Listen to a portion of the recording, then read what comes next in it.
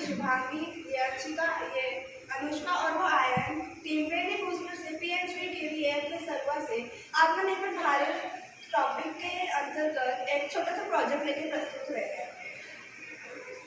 तो सबसे पहले भारत को आत्मनिर्भर बनाने के लिए हमें भारत दूसरे देशों से आने वाले सामानों को बंद करना है।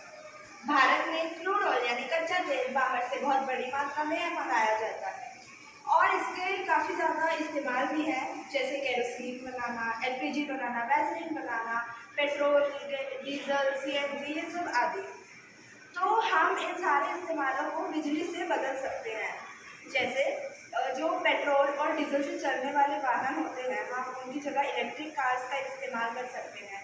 जो LPG गैस चूल्हा होता है, हम उसकी जगह हर्थ यानी कि लकड़ी से चलने वाला चूल्हा जो गांव में इस्तेमाल किया जाता है, और जो इंडक्शन होता है उससे हम इसको रिप्लेस कर सकते हैं।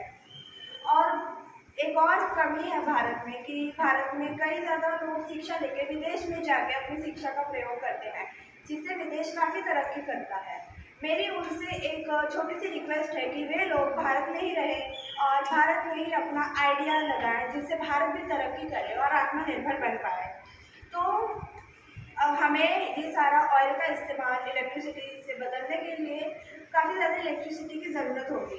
भारत में उतनी नहीं बन पाती, उतनी ज़्यादा पावर प्लांट नहीं है। हम तो उसके लिए हमने एक छोटा सा मशीन बनाई है जिसको हमने नाम दिया है प्लास्टिक टू इलेक्ट्रिसिटी। उसके बारे में बताते हैं। तो हमारी मशीन कुछ इस तरह काम करती है।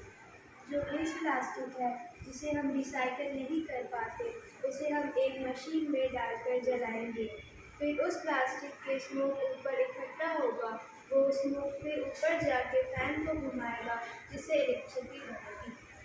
तो देखिए, यहाँ पे हमने अपना मॉडल बनाया है जिसके बारे में संयम आपको कुछ बताएंगे। तो ये हमारी मशीन है प्लास्टिक टू इलेक्ट्रिसिटी, जिसमें हमने इधर एक खिड़की टाइप का रखा है, जिससे हम वेस्ट प्लास्टिक, जो भी प्लास्टिक रिसाइकल नहीं हो पाता है, वो डालेंगे और उसको जलाएंगे। फिर हम इस शक्ल को बंद कर देंगे और आपको चलने के लिए ऑक्सीजन काफ़ी ज़रूरी है, तो हमने इधर एक ऑक्सीजन होल रखा है, जिससे पाइप के जरिए इधर तक ऑक्सीजन पहुँचेगा और वो चलेगा।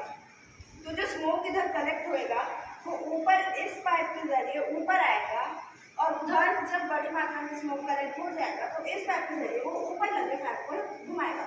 तो वो ठीक जैसे ही विंड मिल में होता है, हमने इसके स्ट्रक्चर को कुछ उसी टाइप का रखने की पूरी कोशिश की है कि जिससे ये फैन घूमे और जो विंड एनर्जी जनरेट होती है वो जब जनरेटर में जाए तो जनरेटर क्या करेगा, उस विंड एनर्जी को इलेक्ट्रिक एनर्जी में कन्वर्ट कर देगा और फिर जनरेटर से वो बैटरी में जाएगी और बैटरी से हम वायरिंग करके अपने घरों की बिजली जला सकते हैं।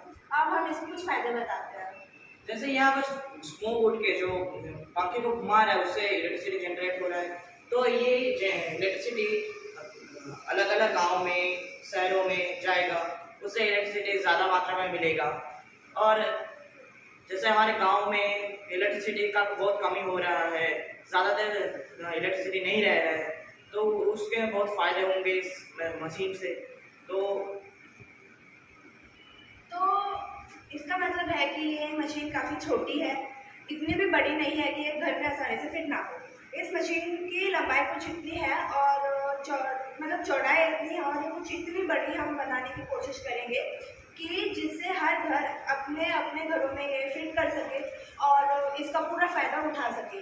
इससे एक और छोटा सा फ़ायदा हमें देखने को मिलेगा कि जो वेस्ट प्लास्टिक वातावरण को प्रदूषित करता है वो थोड़ा कम हो जाएगा, क्योंकि जो वेस्ट प्लास्टिक रिसाइकल नहीं हो पाता है, हम इस मशीन में उसका यूज़ कर रहे हैं ताकि पॉल्यूशन भी कम हो, जिससे वो प्लास्टिक जल के इलेक्ट्रिसिटी तो बनेगी और पॉल्यूशन भी कम हो जाएगा, जिससे हमारा देश हरा भरा और सुंदर रहेगा।